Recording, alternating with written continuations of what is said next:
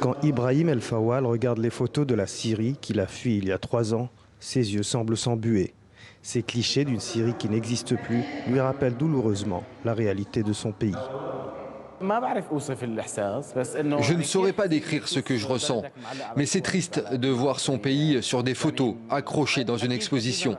C'est très inconfortable de regarder les photos de ton propre pays où tu ne peux même pas te rendre.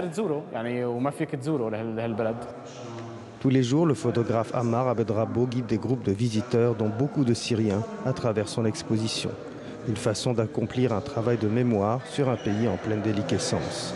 Pour lui, le conflit syrien a laissé à tort une empreinte de guerre et de destruction dans l'imaginaire du public. On ne voit plus la Syrie aujourd'hui que sous deux visions, celle de Bachar el-Assad ou celle de Daesh. Quand on parle aux gens de la Syrie, ils voient ces deux choix.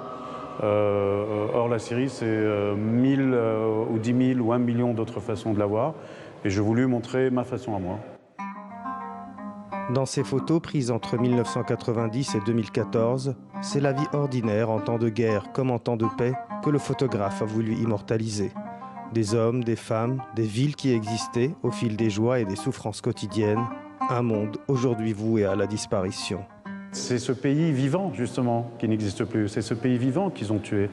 Donc c'est ça que j'ai voulu aussi montrer. J'ai voulu montrer que même dans les circonstances les plus difficiles, même dans les manifs, même dans les villes assiégées, les Syriens ont chanté, les Syriens ont dansé, les Syriens ont aimé la vie.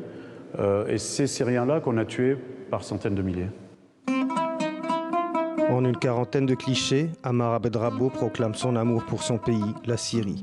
Au Liban voisin, où l'on assiste de plus en plus à un climat de haine envers les réfugiés syriens, cette exposition apporte une vision salutaire d'un peuple qui, malgré la guerre, n'a jamais cessé d'aspirer à la vie.